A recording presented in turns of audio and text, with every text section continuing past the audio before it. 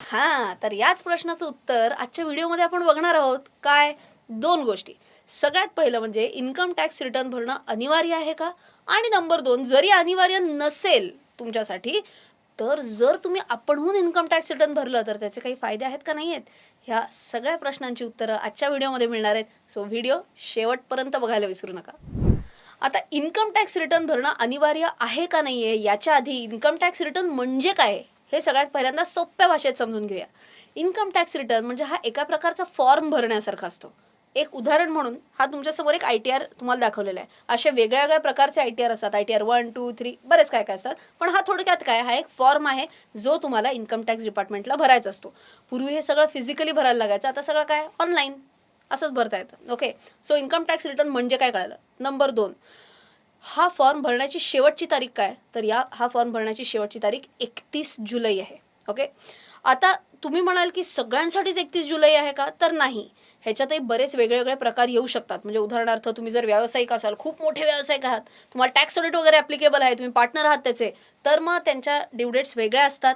पण आत्ता आपण काय म्हणतोय, एक सर्वसामान्य माणूस जो एक नोकरदार आहे, ओके, या नोकरदार व्यक्तीसाठी जनरली 31 जुलैच फायनल ड्यू डेट असते इन्कम टॅक्स रिटर्न भरण्याची. ओके, आणि छोटे मोठे व्यावसायिक असतील ज्यांचं काही टॅक्स ऑडिट वगैरे त्यांना ऑडिट ॲप्लिकेबल होत नाही, या लोकांसाठी सुद्धा 31 जुलैच फायनल ड्यू डेट असते. हे पण कळलेलं आहे. आता तिसरा महत्त्वाचा मुद्दा असा आहे की हा एक सेल्फ असेसमेंट पद्धतीचा फॉर्म असतो. सेल्फ असेसमेंट म्हणजे काय, तुम्हाला होऊनच सांगायचं असतं इन्कम टॅक्स डिपार्टमेंटला की या अख्ख्या वर्षात म्हणजेच 1 एप्रिल ते 31 मार्च या कालावधीमध्ये मी एवढं इन्कम कमवलं, माझं उत्पन्न एवढं होतं आणि याच्यावरती मला एवढा एवढा टॅक्स येतोय.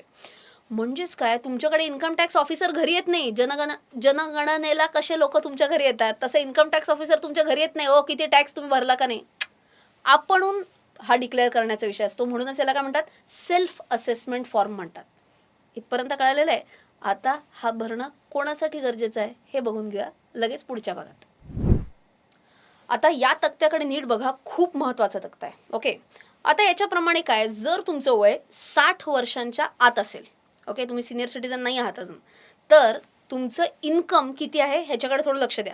तुमचं इन्कम म्हणजेच तुमचं उत्पन्न जर 2.5 लाखापर्यंत असेल, ओके, 2.5 लाख किंवा त्याच्या आत असेल, तर तुम्हाला इन्कम टॅक्स रिटर्न भरायची गरज नाही.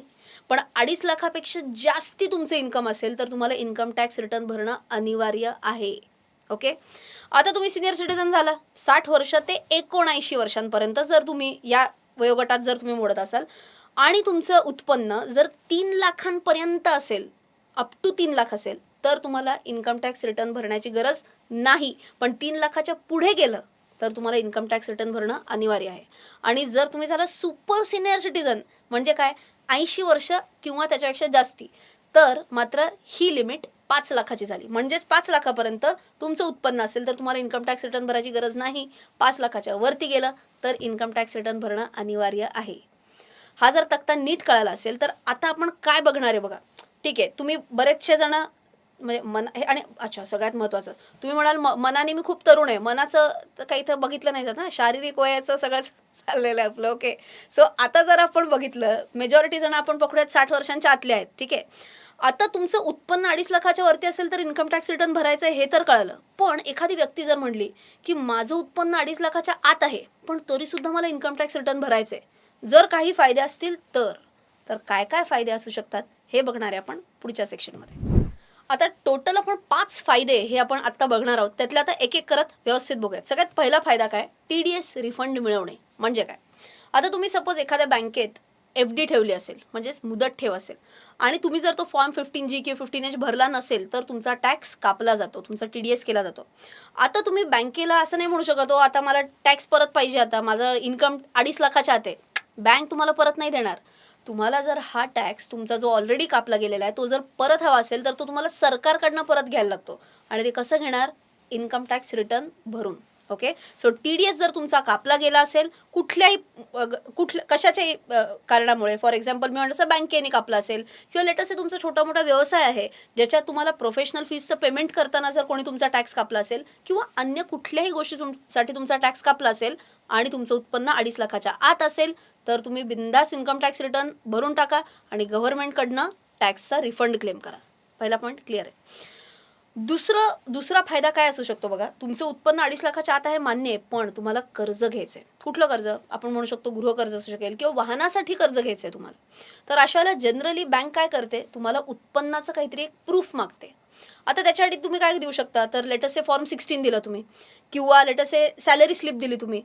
त्याच्या ऐवजी तुम्ही काय देऊ शकता, तुमचं इन्कम टॅक्स रिटर्नसुद्धा देऊ शकता. यामुळे तुम्हाला लोन मिळण्यासाठी थोडी जास्ती सोय होऊ शकेल. ओके. तिसरा फायदा काय बघू, इन्शुरन्स. आता तुम्ही म्हणाल इन्शुरन्स आणि इन्कम टॅक्स रिटर्नचा काय संबंध आहे?